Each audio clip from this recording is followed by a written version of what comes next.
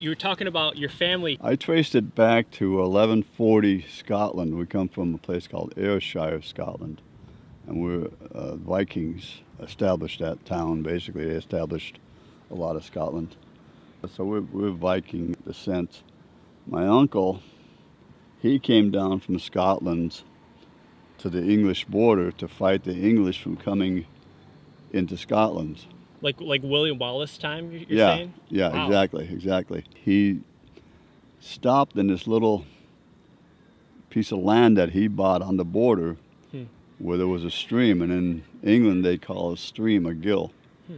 So they named it Rowlands Gill after my uncle. Because so that's where the name precedes the land. Right, yeah. Okay. So you had Rowlands Gill, and what happened was the British government came by and quite a few years later and bought it off them to establish a railroad station there. And today it's called Rowlands Gill. It's a town right on the border established by my uncle. That's your town. You have a town in the country. Yeah, well, when I went over there, they said, your last name is Rowlands? Holy Jesus, man. They'd buy me beers, take me home, the whole 9 yards, man. I had a good time over there. Always welcome back. Yeah, Rowlands Gill, man.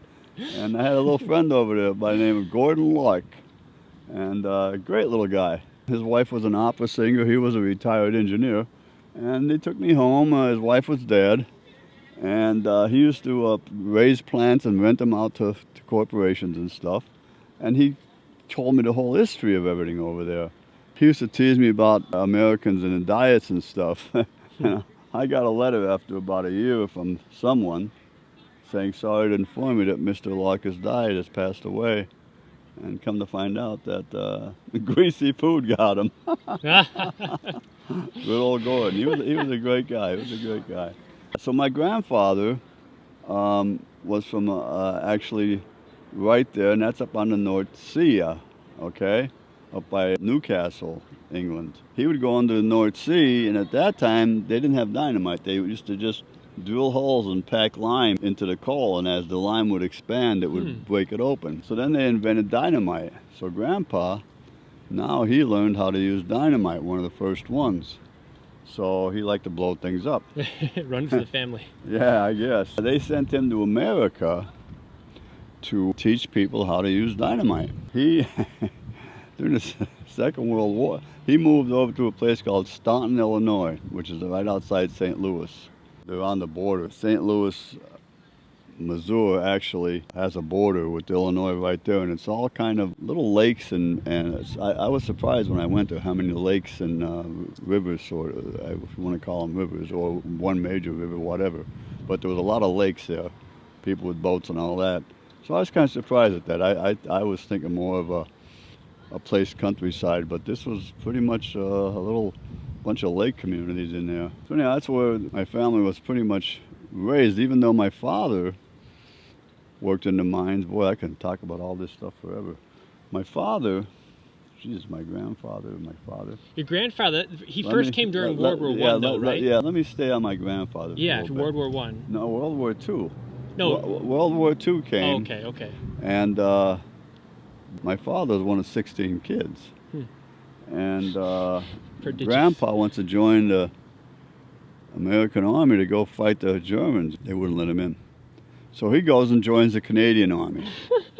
He's gonna go blow the Germans up for the Canadians. If he couldn't wear red, white, and blue, he'd wear red at least. Yeah. Well, he was British. He was a British citizen and all that. My grandmother finds out where Grandpa is, and she goes up to Canada and says, "Hey, you got my husband. He joined the Army. He's got 16 kids back in America." So that was the end of Grandpa's playing hero overseas. Hero.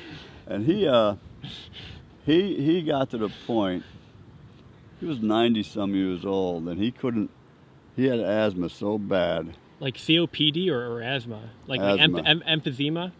Black lung asthma from being down in the mines. His lungs were gone. I don't know what you want to call it, but he had no lungs. From he couldn't lay down and sleep. Breathing all the coal. He had to sit up to sleep. So one night, he's home. My Uncle Bill is home, He goes to Uncle Bill and says, "Get me something to kill myself. I can't take this anymore." And he was 90-some years old. And he was dead serious. He was dead serious. So Uncle Bill goes and hides everything in the house he thinks Grandpa can kill himself with. So Grandpa crawled about 2 or 3 miles down, and over the side of the bridge he went into the Susquehanna River, which goes to the Chesapeake Bay, and that's where they found Grandpa floating, was in the Chesapeake Bay. You know, I mean, I believe in euthanasia, and I think at that point, that's what if that was around, that's what Grandpa probably would have done, because he couldn't breathe anymore. He didn't have a life. He was, you know. And the funny thing is, Uncle Bill, he moved out to Arizona, and what does he do? He takes wine and sleeping pills. So he does himself in as well. Sorry. In the meantime, my father now, he went down the mines, okay? I have a picture of my father in full mine regalia. And he's working down there with his brother. They pulled a slab of coal down and then just buried his brother right on the spot.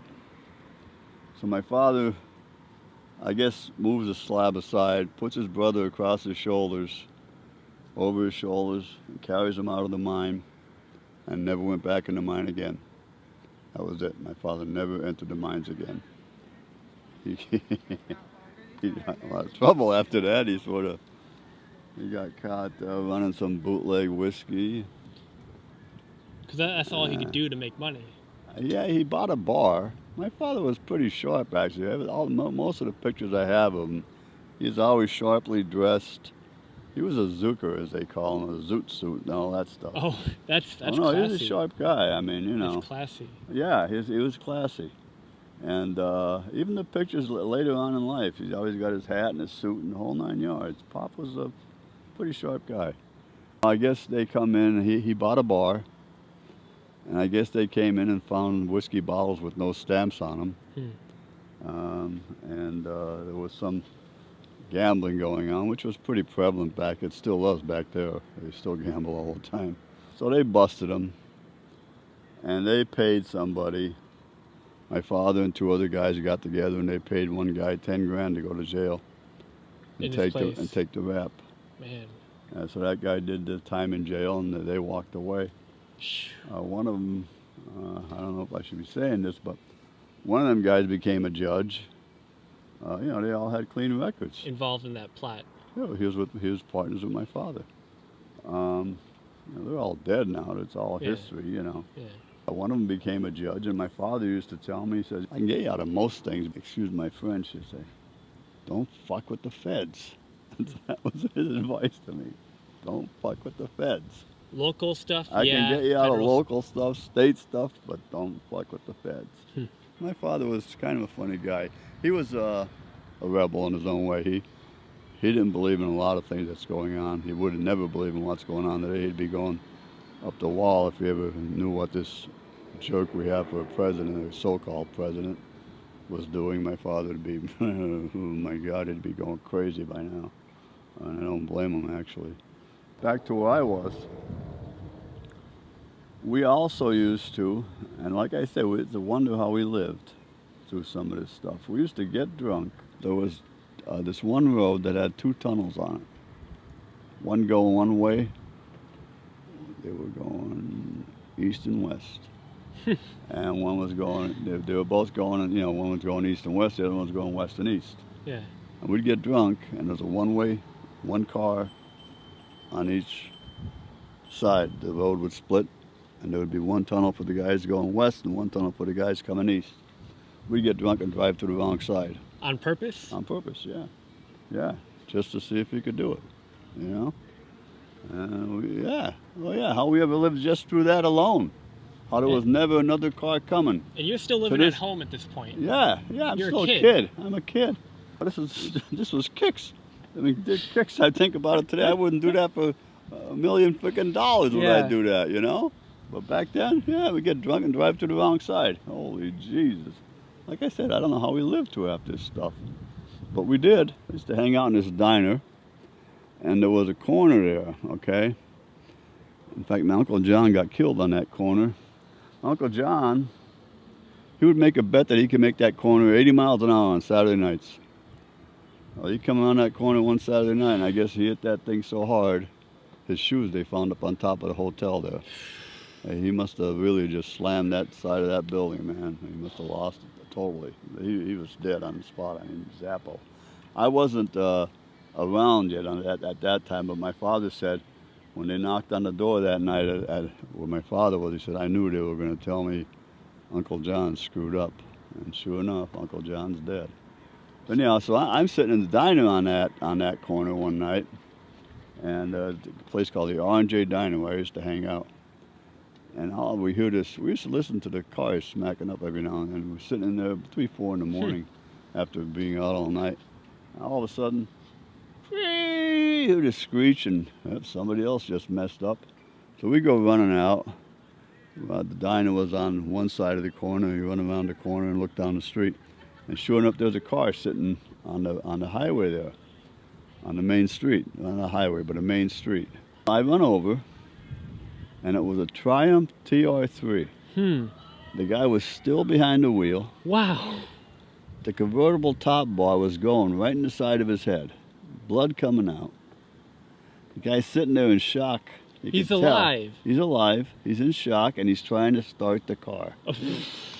I mean, oh my God, look at this. Oh, I mean, I'll never forget seeing that. I can still see it right in my eyes right now, just thinking about it. There's that guy with the convertible stop sticking in his head, trying to start the car. Whoa, you know. He didn't make it, but yeah, needless you to know, say. that's just saying how all the things we did. Or saw, for that matter, or people close to you in your family. Yeah. Yeah. Not just witness, but you know. Yeah, how we didn't, you know, come, because we used to come around that corner too. But one night we got it too, you know, the next corner down where I actually lived. The guys that we used to go through the bridge with, well, he screwed up. I don't know if he rolled the car right there or what he hit. He hit something. Jack was his name. I'm trying to think of. Anyhow, one guy got killed, and as I was walking home from that, I didn't know anybody got killed. I sort of tripped, and it was somebody's body. It was one of my buddy's bodies. He was dead. Roman was his name. We did have our tragedies. I mean, we did have people get killed. In Latin, memento mori, remember your death. I mean, did that make you kind of fatalistic from a young age, you know, thinking about the end even as you're a young man? Never thought about that at the time, man. That's not what went through your mind when that would happen? It was all just kicks. You were just a kid, you know, you took it in stride, you know? Yeah. I mean, now, like I said, I wouldn't do, I'd never stand around the fire with the bullets, and I'd never go through the wrong side of the tunnel, you know. But and you know not to, because you did. Yeah, you know, and we lived. I don't know how we lived, but we lived, you know. Somehow you touched the stove and you didn't get burned, is what you're saying. Yeah, you know, and then talking about the fags, you know, not the fags, I shouldn't say fags, I should say the gay people. Like I said, I had one guy in love with me, and I was a good-looking boy, you know. I had girls coming, all the girls I wanted. Guys coming after me. I got raped when I was, I don't know, 12, 13, someplace in there. Maybe, yeah, around 12 or 13. Because I never said anything to anybody about that till you. I always just kept that to myself. Then I got, and I know the guy, the neighborhood creep. You know, he's dead by now, God, I hope.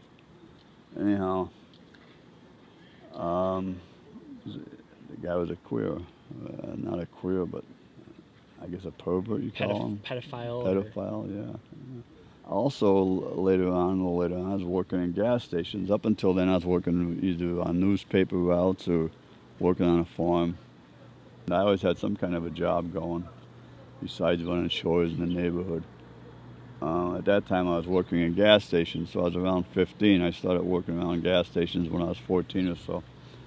I used to hitchhike home from this one gas station. This guy picks me up, and I won't forget it. He had a big car, forget what kind, but it was a big car for the time. He started reaching over to grab me. I mean, this guy's gonna rape me. And oh my God, you know what I mean?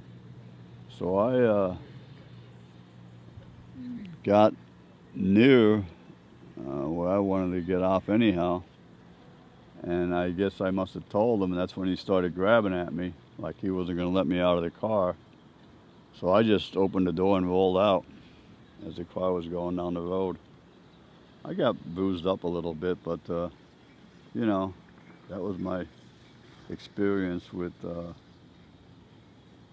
people trying to rape me or whatever you want to call it, you know? Did that change you? Oh yeah, yeah. I mean, a few things changed me, made me leery of people. I've been leery of people almost ever since the first time the cops tried to tell me they weren't going to take me to When you're turn this firecracker guy in. Yep. You know. To be a Yeah. sorry, a Yeah, snitch. I I never trusted authority after that. Then after that, I never trusted anybody. Period. Not even regular people. Not regular people no more. They're even worse than authority, I thought, you know. So, you know, I've been living my own little, ever since. You become really protective, you know. They say, you know, like time heals all wounds, but Nah. does it get worse? Does it get worse? Like the more you learn about the world? It doesn't heal all wounds, and it doesn't really heal anything. But that like It doesn't get worse, it doesn't get better. It's Okay. Actually, sometimes it can actually get worse, okay? I mean, it can really play on your mind. if anything, not If better, anything, but yeah, worse. yeah, that bullshit about getting better, it doesn't heal any time doesn't heal it. Let me tell you, and same thing with death. It actually makes it worse. I mean, I've had brothers and sisters that are dead, and I miss them like crazy, you know. I mean,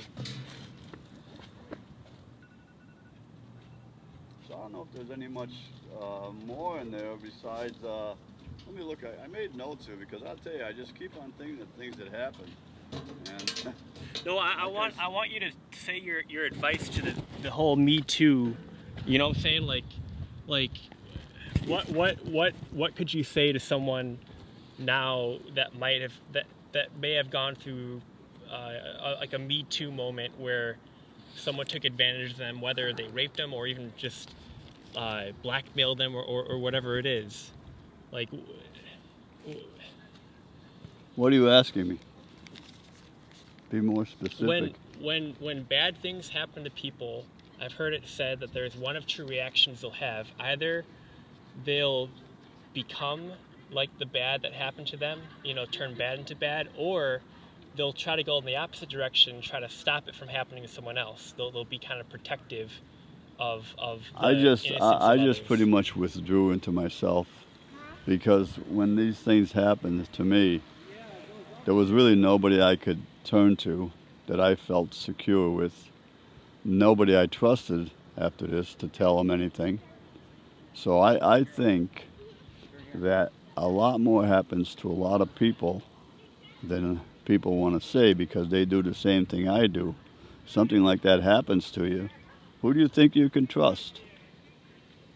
Who do you actually think you can trust after going through the police lying to you and using you, homosexuals or whatever, or gay people trying to rape you? I mean, who are you going to trust?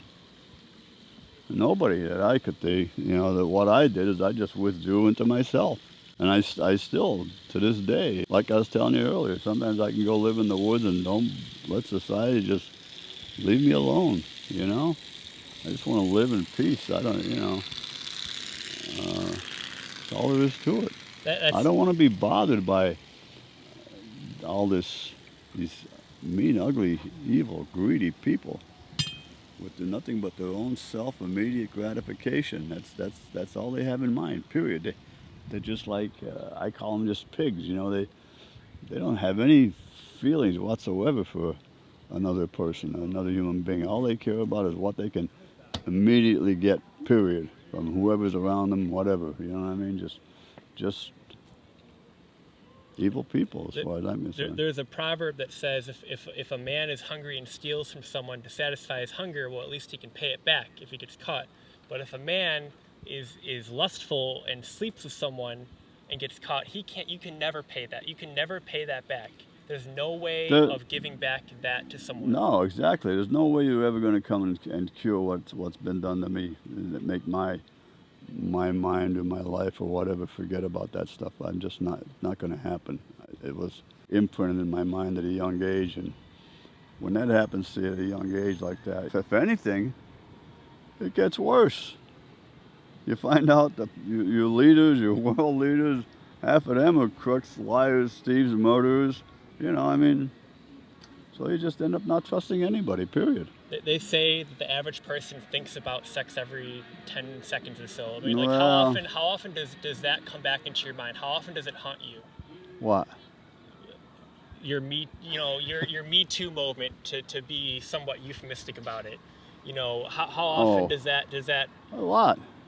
I don't know. I couldn't you from. I couldn't say how often, but I mean, it's more than weekly. I'll tell you that. Daily. Sometimes daily. I mean, but also, I was sort of sheltered when it came to sex. But when I finally did get loose, God, I mean, I'll tell you what. I had a lot of women. Sometimes I sit down and try and count them all. And every time I think I got them all, I remember another one. From triple digits? Oh, yeah. Hell, yeah. God, I mean, when I first went to California, this is later on, when I'm about, I think of how old I was when I first went to California. When was Woodstock? 69? Did you go to Monterey in 67? No, I got there right after that. I had a room in the Hotel Monica on the Santa Monica Beach. I'd been there before that, okay? I had an apartment down on Pico Boulevard. Believe me, I was nailing a lot of chicks. There was a lot of females. And on Santa Monica Beach, there's 5,000 girls a day. 5,000. I had a room up on the 7th floor. And I had my binoculars. And I'd go up the 7th floor and get the binoculars out. Now, I'd been there before. I had girls from Indiana. I had girls from Michigan. I started saying, okay, I want one girl from every country and every state in the United States. And I mean, I did this for quite a while. Did you have like a map with pins on it? Oh, yeah. I'd check out the blankets, find a nice one, go down. Hey, hi, how you doing? Where you from? And that would determine where you'd go from there. Idaho. Okay, all right. Yeah, I don't have Idaho. You want to go get high? Sure. Up to the room. Was that your? Did you have a pickup line every time, or did you have like the same? That's all I had to say was, "You want to get high?" That's what you use every single time. Yeah. And that's how you'd say it. Yeah. And they knew what you're talking about. Yeah. We'd go up to the room, we'd ball, and that would be it. Sometimes I'd get 2 or 3 a day on a good day, you know. And no disease back then, like. No, I had to. That's what happened a couple times. This nice blonde from Beverly Hills. And sure enough, I mean, I'd picked up the clap before that in college. Oh, man, let me tell you this story. And this is true, too. I'm not going to mention any names because she's probably still alive. She gives me the little bugs. What do you call those things? Crabs? Crabs. I was, I guess, pretty good-looking guy because I had girls chasing me. Where were you studying in college? I turned down more girls. I used to take my brother's girlfriends and just piss him off because I had all the good-looking girls, and he could never get them, and I had them. I'd go in and I'd hone in on his and take. He was older than me, and I used to still take his girls off him. I used to love it. What were you studying in college? Economics. So I had this girl in college, and she gives me a dose of the, what do you call them? Crabs. Well, I'm not sure why she did this, but she gets me in her car. She takes me for a ride up in the country, and now she starts just missing telephone poles on my side. She's gonna kill me. I think I might have said something about her giving me the crabs or something, and she was trying to tell me, she never said a word, that if you tell anybody, I'm going to kill you. Oh. And I was scared to death. I mean, this chick was crazy. Like I said, she's probably still alive because she was younger than me. I'll never forget that. You know, I forget all these things until I start thinking about them, you know. That was part of my, well, I guess I was doing that before Woodstock even, because I was in college. I went in and out of college.